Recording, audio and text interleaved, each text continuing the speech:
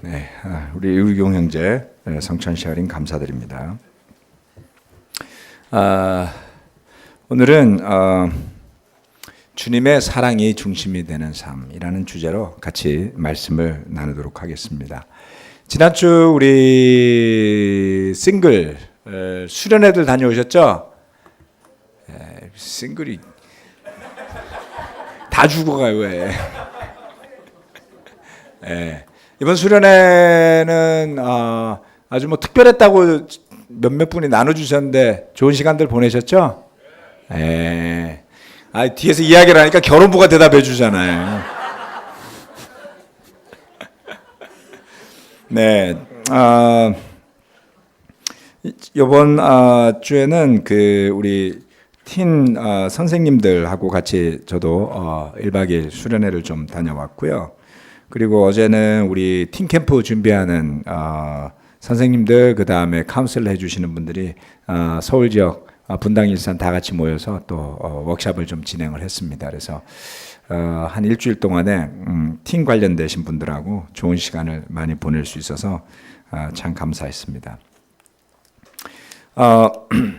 한동안 계속 그 주제를 말씀 강해를 중심으로 하다가 이제 5월, 6월, 특별히 6월, 7월은 두 달 동안 좀 다양한 교회 현안들이나 또 필요들을 중심으로 같이 이제 말씀을 제목을 정해서 진행을 하고 있습니다. 그래서 오늘은 사랑에 대한 부분을 같이 좀 전하려고 하는데요.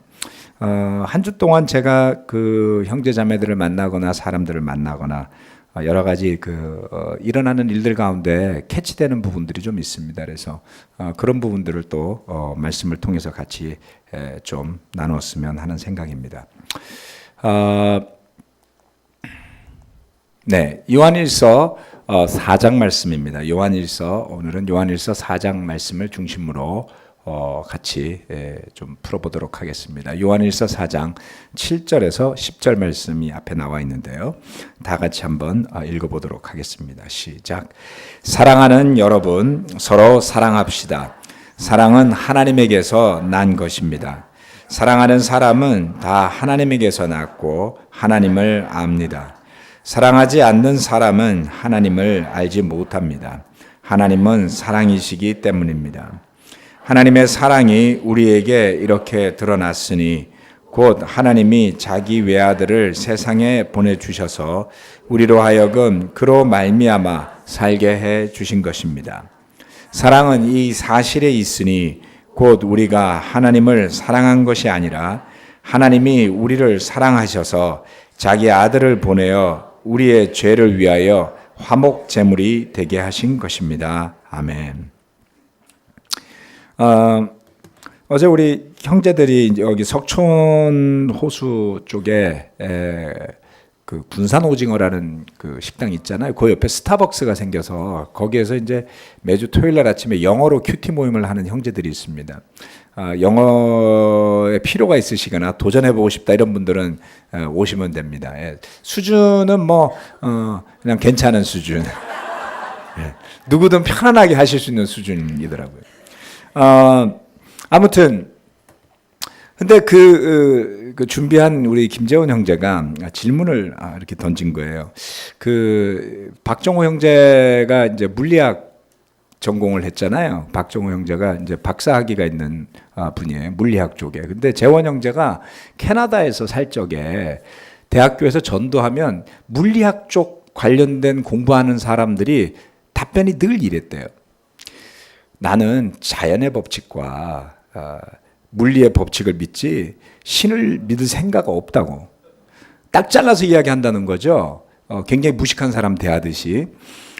그랬는데 당신은 물리학 박사가 될 정도로 공부를 한 사람이 어떻게 하나님을 믿을 수 있었냐, 너무 신기하다 이런 질문을 한 거죠.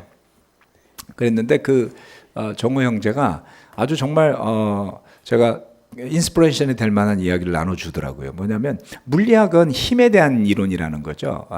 힘에 대한 이론인데 이런 걸 다 영어로 했어요. 굉장히 대단하죠. 네. 근데 대단한 것 같지만 잘 들어보면 단순한 단어들을 썼습니다. 힘, force죠, force. 그래서 그 힘에 대한 것이 이제 그 인력, 당기는 힘, 뭐 밀치는 힘이 이제 다 물리인데 가만히 그 성경을 공부하다 보니까 이 사랑에 힘이 있더라 이런 이야기를 하는 거죠. 예, 그래서 물리학 법칙이랑 비슷하다 이렇게. 그래서 사랑에 힘이 있다. 근데 갑자기 뭐 대단한 발견처럼 저 느껴졌어요. 굉장한 감명을 받았습니다. 예, 그래서 오늘 사랑이라는 주제로 설교를 하는 거죠. 예, 맥락을 말씀드리는 거예요. 예, 와 진짜 사랑에 힘이 있구나. 근데 제가 그거를 뺏어와서 그거를 제가 분석해서 설교를 할 수는 없잖아요. 오리지널리티가 우리 박정호 형제에게 있으니까. 인력의 법칙에 비유한 하나님의 사랑의 법칙. 이걸로 언제 한번 레슨을 하나 만들면 좋겠는데 그거는 우리 박정호 형제에게 부탁을 하겠습니다. 여러분 우리는 어떻게 하나님의 사랑을 알게 되는가? 이 구절은 우리에게 그 힌트를 주고 있죠. 하나님께서 우리에게 먼저 다가오셔서 사랑을 주셨다라고 이야기하고 있습니다. 마치 이것은 우리 결혼을 해서 자녀를 이제 낳고 키우는 부모들은 좀 잘 이해할 수 있는 부분인데요. 막 태어난 아기가 사랑을 배워가는 과정과 유사합니다. 막 태어난 어린 아기는 할 수 있는 게 우는 거 말고는 없어요. 울든지 웃든지, 그렇죠? 딱 두 가지 모드밖에 없거든요. 근데 울면 뭐가 불편한 거예요. 배가 고프거나 뭐 기저귀를 갈아줘야 되거나 뭔가 불편한 게 있는 거죠. 예, 웃으면 문제가 없고 그리고 자고, 예, 그 세 가지밖에 안 합니다. 그런데 그 아이는 아는 게 아무것도 없죠. 말도 할 줄 모르죠. 그리고 더더군다나 사랑이라는 것은 알 수 없잖아요. 태어난 아기가 뭐를 알겠어요. 그런데 그 부모의 정성 속에서 그 사랑 속에서 이 막 태어난 갓난아기가 뭐 한 4kg, 3kg 뭐 이렇게 됩니다만은 대체로 요만하죠.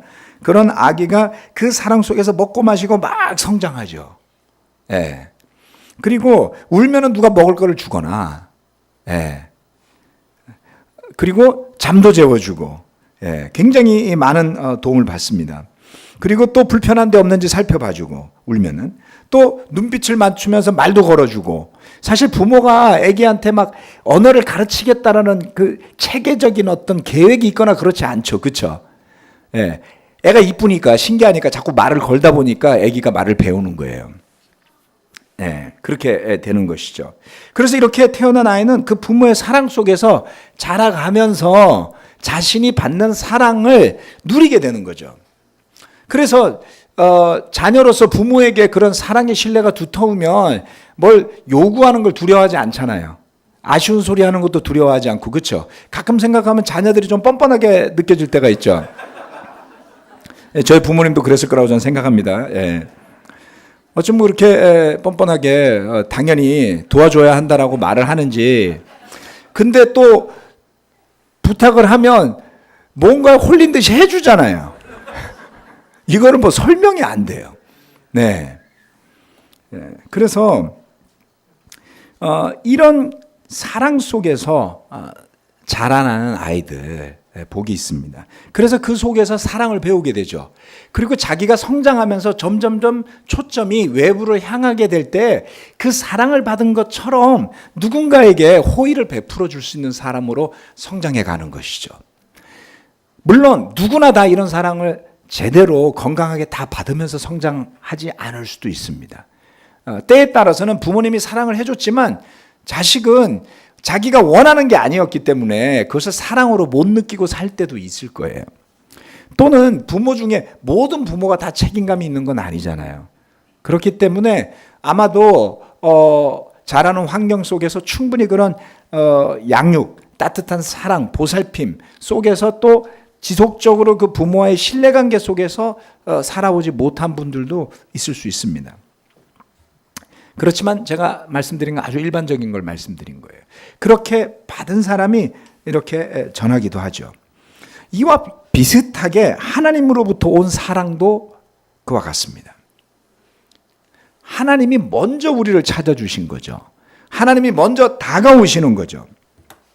작년에 제가 성경공부 시리즈를 하면서 믿음의 기초라는 제목으로 다시 한번 쭉 우리가 배웠던 영어로 First Principle이라고 붙인 그 성경 공부 시리즈를 리뷰를 한 적이 있었습니다. 주중 예배 때 쭉 했고요. 그때의 교회 부분에 가서 할 때에 제가 교회를 설명하면서 헬라어로 에클레시아라고 부르는 의미를 설명드린 적이 있었어요. 다 기억 못 하셔도 돼요. 네. 근데 그 교회라는 단어를 살펴보고 뜯어보면 두 가지 의미가 합쳐진 단어입니다. 에크라는 그 단어 앞에 붙는 그 단어죠. 예. 에크라는 단어하고 클레시아라는 게 합쳐진 건데 에클레시아 라는 겁니다. 이 에크라는 것은 from out to라는 의미를 갖고 있어요. 영어로는. 즉 뭐냐면 이쪽에서 저쪽으로 이런 뜻을 갖고 있습니다. 클레시아라는 단어는 칼레오 하도 많이 해서 여러분 기억하시는 분 기억하죠. 부르다라는 뜻을 갖고 있습니다. 그래서 그 칼레오라는 단어에서 클레시아라는 게 왔어요. 이 두 단어가 붙어서 여기서 불러서 저쪽으로 부르다라는 의미를 갖고 있죠. 그래서 교회는 하나님이 불러서 모아놓은 사람들이 모인 곳이라는 뜻입니다. 단어적인 뜻만을 보자면 하나님이 이처럼 우리를 부르시죠. 하나님께서 에덴 동산을 만드시고 아담과 하와를 만드신 다음에도 하나님이 아담을 부르시잖아요. 그죠? 예. 또 창세기를 잘 보면 가다 보면 하나님이 노아를 부르세요. 예. 죄악이 가득한 세상에 살던 노아를 부르시죠. 그 뒤로도 많은 세월이 흐른 뒤에 하나님은 아브라함이라는 사람을 부르세요. 그래서 아브라함을 불러서 그가 살던 민족이 있는 땅에서 벗어나서 다른 곳으로 가라고 불러내시게 됩니다. 아브라함은 지금의 이라크 지역에 살던 사람인데 그의 친척, 아버지 전부 다 아내 그 지역에 살던 사람이라서 엄밀하게 따지면 지금 이스라엘이나 이라크는 같은 혈통이에요. 그렇지만 다른 민족이 생겨 있죠. 예, 불러낸 것입니다. 이집트에서 노예로 살아가던 백성들을 구하시기 위해서 모세를 부르시고 보내셨죠. 예수님이 오셔서 제자들을 부르셨습니다. 그리고 그들에게 사명을 주셨는데 그것은 뭐냐면 사람을 낚는 어부가 되게 하는 것이었습니다. 사람을 낚는다라는 것은 요즘에 피싱이 유행해서 다들 잘 아시잖아요. 낚여보신 분들도 계시죠? 예, 보이스피싱이나 뭐 이런 여러 가지 있습니다. 원조가 예수님이에요. 근데 그 예수님은 사람을 낚는다라는 것은 뭐냐면 살던 물에서 건져 올려서 불러내는 것을 의미하잖아요. 그래서 이 영적인 구원과 관련된 부분에 있어서는 그와 같은 어떠한 불러서 끌어내고 불러서 나오게 하고 하는 과정이 포함되어 있다는 것이죠. 그것은 사람을 낚는 어부가 되라고 하셨던 것은 악하고 어두운 세상 가운데서 사람들을 불러 구원에 이르게 하려 함이었던 것이죠. 첫 번째, 하나님이 우리를 불러주셨다라는 것을 알아야지 됩니다. 베드로전서 2장 9절 말씀, 우리가 너무나 잘 아는 구절이죠. 이 구절에서 명확하게 밝히는 것이 바로 이것입니다. 그러나 여러분은 택하심을 받은 족속이요 왕과 같은 제사장들이요 거룩한 민족이요 하나님의 소유가 된 백성입니다. 그래서 여러분을 어둠에서 불러내어 자기의 빛 가운데로 인도하신 분의 업적을 여러분이 선포하는 것입니다. 하나님이 어떻게 하셨다고요? 어둠 속에서 있던 여러분을 불러내셨다 그랬죠. 그렇죠? 그게 에클레시아란 말이에요. 그렇게 불러내서 다른 곳에서 모이게 하신 것이죠. 우리가 놀라운 빛 가운데로 나오게 된 것은 바로 이처럼 불러주신 하나님 때문인 것입니다. 우리 자신들을 살펴봅시다. 우리가 그리스도인으로서 어떻게 사랑을 알게 되었는가? 누군가의 부르심, 누군가가 여러분에게 다가갔고 누군가가 여러분에게 말을 건넸고 그 누군가의 부름을 통해 예수 그리스도를 알게 되었고 믿게 된 것이죠. 그 누군가가 보여준 아주 작은 호의 또는 사랑이 우리의 마음을 움직였습니다. 형제들이 모여서 이야기하면서 이런 이야기들을 했죠. 도대체 교회에 왔을 때 당신은 왜 제자가 되고 싶었느냐 이렇게 물어봤을 때 성경부를 하게 된 계기가 뭐냐 이렇게 물었더니 공통적으로 이런 이야기들을 하더라고요. 뭐냐면 왔더니 사람들이 정말 밝아 보이더라. 예, 평균적으로 말씀드리는 거예요. 예. 나는 그때 어두웠는데 이렇게 생각하지 마세요. 여기도 보면 어두운 데 있잖아 이런 데 막. 예? 평균적으로 밝다는 뜻이죠. 자, 우리 이곳에 있는 형제자매들을 통해서 한번 정말 여러분이 물어보세요. 오늘 점심 때 식사하면서 당신은 왜 성경 공부하게 됐어? 이런 사람은 없어요. 내가 정의를 추구하기 위해서 제자가 됐어.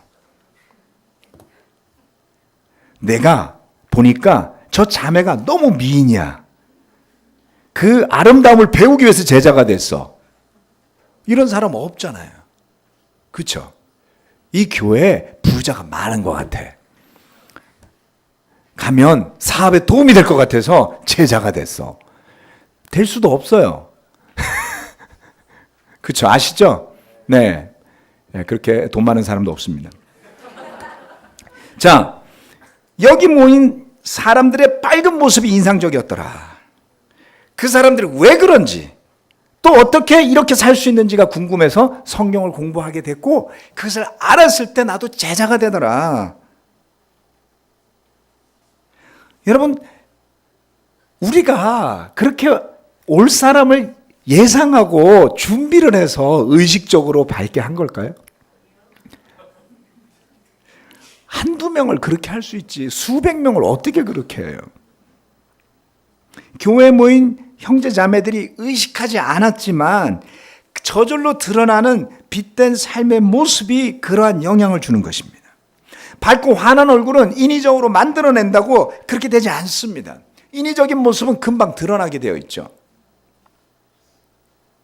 그런데 때때로 우리가 그리스도 안에서 이 하나님이 우리를 불러주셔서 하나님이 우리에게 사랑을 주셔서 그것을 받게 되었다는 것을 망각할 때가 있어요. 사랑의 주체가 저와 여러분이 아니더라는 겁니다. 그런데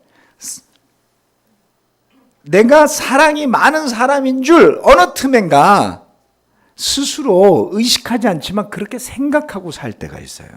착각입니다. 그러다 보면 사랑을 준다고 노력을 하는데 스스로가 소진이 되죠. 그리고 그것이 소진되다 다 태워버린 상태가 되면 지친 나머지 더 이상 줄 사랑 또는 드러낼 빛도 없게 될 때가 있는 것 같습니다. 혹 여러분의 얼굴에서 밝은 웃음이 사라진 지가 오래되신 분이 있다면 인상은 원래 그렇고 마음은 밝으면 상관은 없어요. 예. 왜냐하면 그냥 타고나기를 그쵸? 예. 저는 인상이 그렇게 나쁜 사람은 아닌데 대체로 저를 강하다고 그러고 리더십의 자리에 있으니까 두려워하시는 분들이 꼭 있더라고요. 인정합니다. 예. 제 마음이 밝은 게 더 중요하죠. 예. 그런데 만약 여러분의 마음 안에 그 빛이 좀 어둡다면 그 사랑이 좀 충분하지 않다면 멈춰서서 주님의 사랑이 다시 좀 내 안에 채워질 수 있도록 해야 되지 않을까요? 여러분이 주지 않아도 나쁜 것이 아닙니다. 왜냐하면 때로는 받을 때도 있어야죠. 네. 제가 무엇인가를 많이 하지 않아도 제 주변에서 그 사랑을 나누어 주는 제자들이 언제나 주변에 있었습니다. 네. 지위가 있건 없건 뭔가 대단한 일을 하건 말건 그냥 별 볼 일 없는 그냥 남편이건 그냥 아버지건 그냥 한 바이블톡의 멤버건을 떠나서 잘 살펴보시면 여러분 주변에 누군가는 여러분에게 사랑을 주려고 노력하거나 그런 사람들이 분명히 있을 겁니다. 여러분 하나님이 저와 여러분을, 우리를 불러주셨던 그 순간을 기억하십니까? 그때 그 감동이 있죠. 그때 그 기쁨이 있죠. 그때 그 밝음이 있죠. 예수님의 십자가의 사랑을 느끼던 그 순간, 그것을 가로막는 것이 있다면 그것이 무엇이 되었건 버릴 수 있어야지 됩니다. 왜냐하면 그 사람을 통해서 오기는 했지만 여러분이 성경을 공부하고 믿음을 가지게 되면 그것이 하나님으로부터 여러분에게 온 것임을 알게 되지 않습니까? 그렇다면 그 하나님의 사랑은 반드시 사람이라는 매개체가 있어야지만 존재하고 느껴지는 것이 아닌 그런 순간이 와야 하는 것이죠. 그렇죠? 다이렉트한 것이란 말이에요. 처음엔 도움이 필요하지만 어느 순간에는 여러분이 그것을 누리고 향유할 수 있어야 되는 겁니다. 그것을 가로막는 것이 있다면 그것을 제해버릴 수 있어야 하는 것이죠. 하나님이 우리를 불러주셨습니다. 그 하나님께서 우리를 불러주셔서 누리게 된 생명, 빛, 그리고 그 사랑을 망치는 일을 허락하지 마십시오. 두 번째, 그 사랑으로 우리도 서로 사랑해야 합니다. 4장 11절부터 21절까지 읽도록 하겠습니다. 자, 한 3-4절씩 끊어서 읽겠습니다. 14절까지 시작. 사랑하는 여러분, 하나님께서 이렇게까지 우리를 사랑하셨으니 우리도 서로 사랑해야 합니다. 지금까지 하나님을 본 사람은 없습니다. 그러나 우리가 서로 사랑하면 하나님이 우리 가운데 계시고 또 하나님의 사랑이 우리 가운데서 완성된 것입니다. 하나님이 우리에게 자기 영을 나누어 주셨습니다. 이것으로 우리가 하나님 안에 있고 또 하나님이 우리 안에 계시다는 것을 우리는 압니다. 우리는 아버지께서 아들을 세상에 구주로 보내신 것을 보았고 또 그것을 증언합니다. 아멘. 다음으로 또 넘어가 보겠습니다. 15절부터 17절 이번엔 계속해서 읽겠습니다. 시작. 우리는 아버지께서 누구든지 시작. 누구든지 예수를 하나님의 아들로 시인하면 하나님이 그 사람 안에 계시고 그 사람은 하나님 안에 있습니다. 우리는 하나님이 우리에게 베푸시는 사랑을 알았고 또 믿었습니다. 하나님은 사랑이십니다. 사랑 안에 있는 사람은 하나님 안에 있고 하나님도 그 사람 안에 계십니다. 사람이 우리에게서 완성되었다는 사실은 이 점에 있으니 곧 우리로 하여금 심판날에 담대함을 가지게 하려는 것입니다. 우리가 이렇게 담대해지는 것은 그리스도께서 사신 대로 또한 우리도 이 세상에서 그렇게 살기 때문입니다. 18절부터 마지막까지. 사랑에는 두려움이 없습니다. 완전한 사랑은 두려움을 내쫓습니다. 두려움은 징벌과 관련이 있습니다. 두려워하는 사람은 아직 사랑을 완성하지 못한 사람입니다. 우리가 사랑하는 것은 하나님이 우리를 먼저 사랑하셨기 때문입니다. 누가 하나님을 사랑한다고 하면서 자기 형제 자매를 미워하면 그는 거짓말쟁이입니다. 보이는 자기 형제 자매를 사랑하지 않는 사람이 보이지 않는 하나님을 사랑할 수 없습니다. 하나님을 사랑하는 사람은 자기 형제 자매도 사랑해야 합니다. 우리는 이 계명을 주님에게서 받았습니다. 아멘.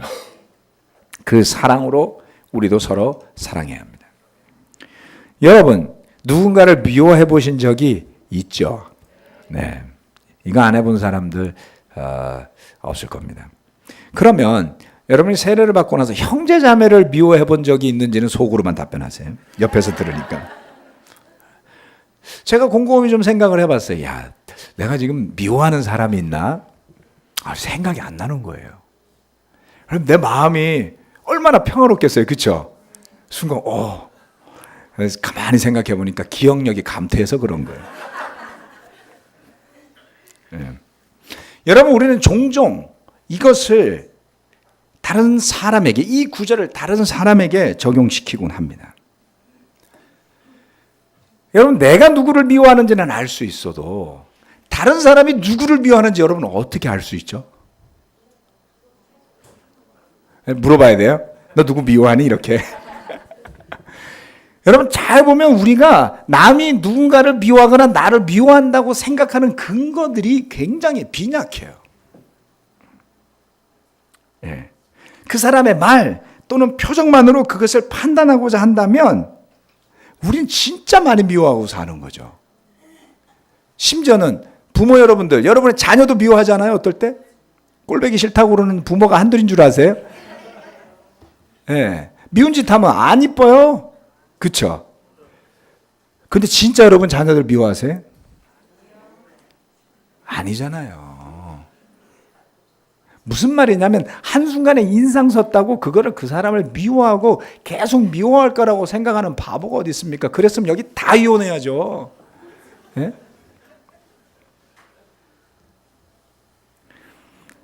순간적인 격한 감정은 지속되는 신념 또는 확신과는 다른 거예요. 진정한 의미의 미워함은 이런 거라고 저는 봅니다. 누군가를 내 판단대로 내린 결정, 쟤는 내가 망했으면 좋겠어 라고 저주하는 마음이 있다고 칩시다. 가끔 제가 그런 기도할 때가 있어요. 차 타고 가다가 사고가 날 뻔해요. 그럼 여러분 욕하시는 분들도 있죠. 저는 욕은 안 합니다, 다행히. 근데 제가 이렇게 말하죠. 가다가 사고나 나라. 욕하는 것보다 훨씬 기분이 좋아요. 진짜 그렇게 기도한 적도 있어요. 너무 화가 나서. 이 재고백 되나? 죄송합니다. 아니 정말 너무 순간적으로 화가 나면 그런 걸 우리가 원할 때도 있죠. 근데 그 차는 지나갔으니까 저는 돌아오면서 잊어버린다고요. 그걸 집에 와가지고도 막 생각하면서 지금도 생각하면 손이 떨려 이러고 살지는 않잖아요. 그런데 우리가 관계 속에서 누군가를 미워하는 감정이 지속되면 그것을 여러분이 신념화해서 나는 저 사람을 정말 싫어하고 미워하고 잘 안 됐으면 좋겠어 라는 그 감정을 여러분 갖고 있으면 와우, 어떻게 살죠? 이 세상에는 미움이 얼마나 난무하는지 모릅니다. 보복하고 저주하고 죽이려 들고 그래서 실제로 죽이죠. 못 살게 굴고. 우리 또한 그런 속에 살아왔던 사람들 아닌가요? 누군가를 원망하고 미워하고 판단하는 감정, 그 생각 속에 자연스럽게 살아온 사람들이 하나님이 불러서 여기에 모아주셨지 원래 그렇게 살았던 사람들이라고요, 다. 그래서 우리는 교회 안에서도 누군가를 탓하고 누군가를 원망하고 미워하는 감정을 노출시키기도 합니다. 그런데 잘 살펴보고 기도해 보시면 제자가 된 사람이라면 어느 누구라도 그것을 지속시켜가면서 분노 속에 살아가려고 작정한 사람은 없어요. 상처 때문에 또는 불편한 일 때문에 잠시 불편한 감정이 있을 수 있습니다. 그러나 중요한 것은 늘 그 감정과 판단 속에 머물지 않을 수 있다는 것이죠. 그 안에는 용서하고자 하는 마음, 다시 그 사랑을 회복하고자 하는 마음, 그 의지와 마음 또한 있잖아요. 그죠? 그런데 매우 중요하게도 우리가 실수하는 부분은 저는 이렇게 봅니다. 내 감정은 내가 알 수 있지만 남의 감정을 내가 모르는데 그것을 내가 판단하는 것이죠. 들어가 봤습니까? 그 사람을 알게? 즉 감정으로 불편한 일이 생기고 문제가 생겼을 때 내 안을 들여다보는 것이 아니라 상대방을 보고 상대방의 탓으로 돌릴 때 결코 해결되는 방향으로 갈 수 없습니다. 그 사람이 아니라 그 남이 아니라 여러분의 마음, 여러분의 판단, 그것이 여러분의 마음속에 지옥을 만들어내는 것입니다.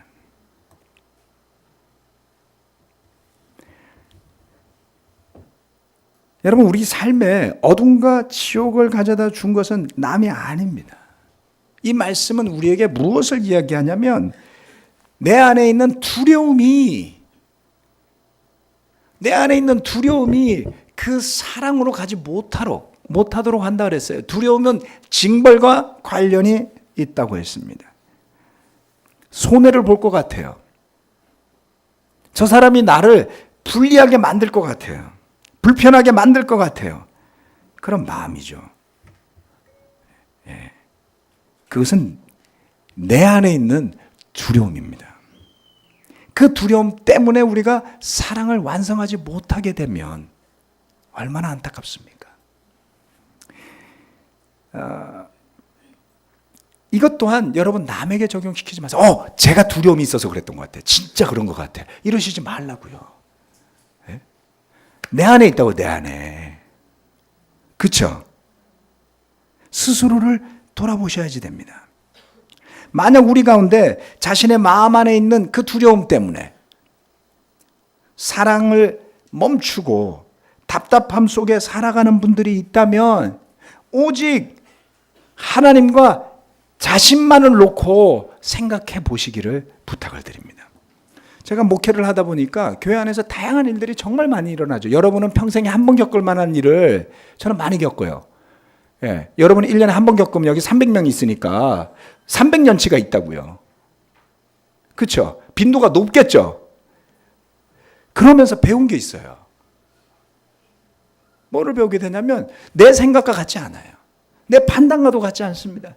사람들을 만날 때 저는 미리 생각할 수가 없어요. 더 이상. 어느 누구든 다 선한 뜻이 있어요. 그리고 그것이 믿어지게 되고 그것이 받아들여지게 되면 좋은 변화들이 일어나요.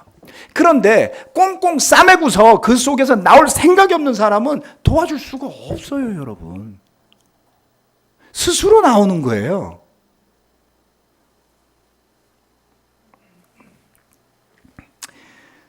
저는 그것을 위해서 목회자로서 노력해야 된다라는 생각을 많이 하게 됐습니다. 의도하지 않았지만 공교롭게도 지난주에 제가 시간을 보낸 분들 가운데 저한테 이렇게 말씀하신 분들이 있었어요. 늘 이렇게 일에만 포커스되어 있고 굉장히 성격도 강한 것 같고 그래서 가까이 다가가기가 두려웠는데 막상 만나고 보니까 좀 아닌 것 같네요. 그러세요. 네. 사실 제가 좀 세죠. 네. 제가 곰곰이 생각을 해봤어요. 그렇게 비춰질 수 있죠. 그리고 그런 모습도 저한테 있어요. 제가 부인하지 않습니다. 저 그런 사람 맞아요. 근데 그게 저의 전부는 아니거든요. 그렇죠? 저의 전부를 아는 사람이 이 가운데 진짜 있을까요? 제 아내의 자랑은 내가 당신 어머니보다 당신을 잘 알아. 같이 산 시간이 더 오래됐거든요. 잘한다는 거죠. 맞아요. 잘하세요. 근데 다는 몰라요. 말다툼 하거든요. 지금도. 네. 별것도 아닌 거 가지고 양말 가지고 하고 뭐.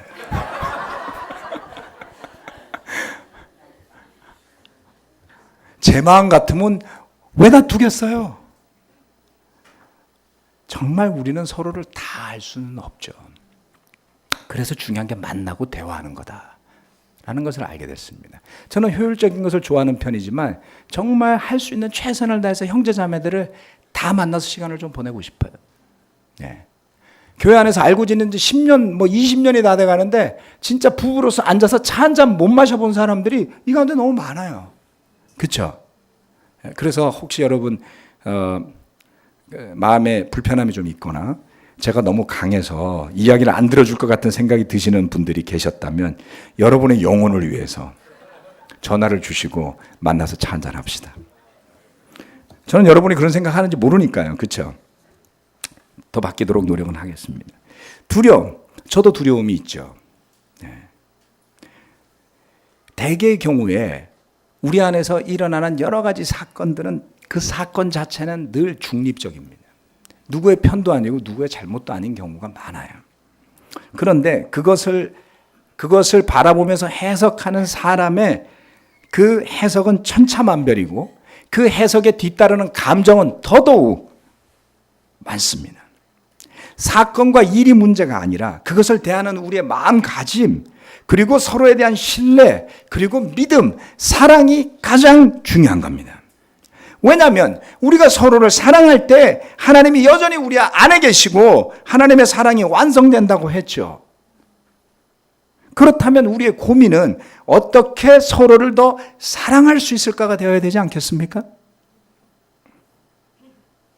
저와 여러분이 우리 안에 있는 사랑이 어떻게 더 커질 수가 있죠? 저는 이것을 고민하면서 해보자는 거예요. 너무 다 소진될 때까지 그렇게 하라는 뜻은 아닙니다.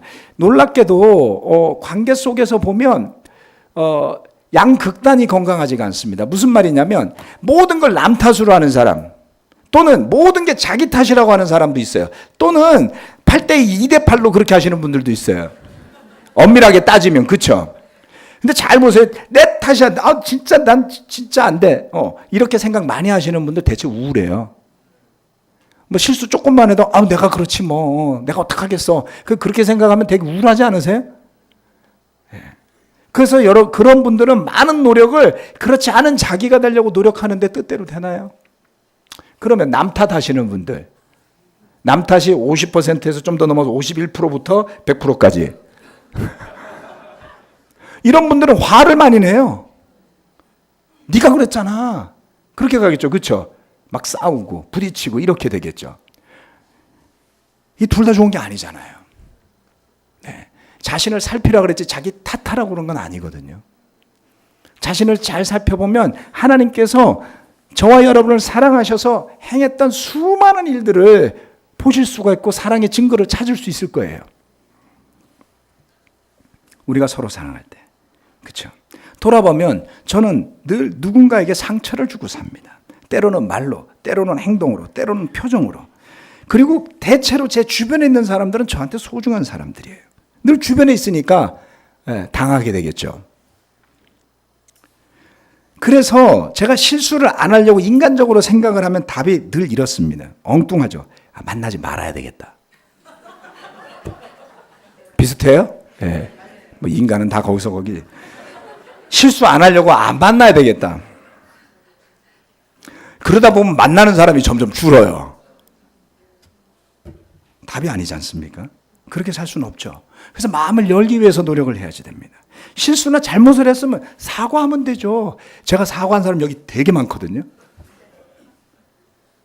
그래서 주위에서 같은 실수를 반복하지 않으려고 노력하고 그래도 실수했으면 정말 미안하다 또 사과하면 되죠.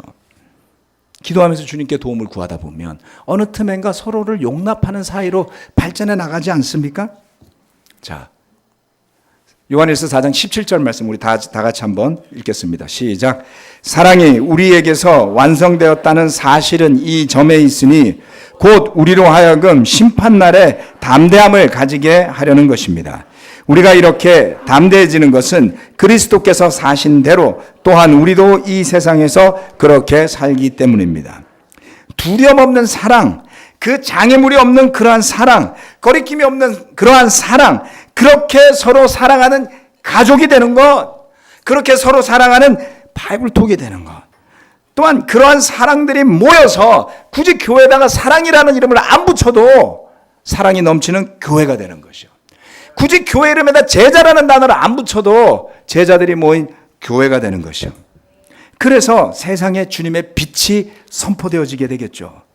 그래서 여전히 주님께서 불러주실 그 사람들이 그와 같이 넘치는 주님으로부터 온 사랑을 통해 여러분을 통해 복음을 전해받을 것입니다. 그 일이 우리 안에 더 풍성하게 된다면 얼마나 멋진, 너무나 늘 힘을 얻는 그런 교회의 일원이 되실 수 있겠습니까? 말씀 마치겠습니다. 아멘.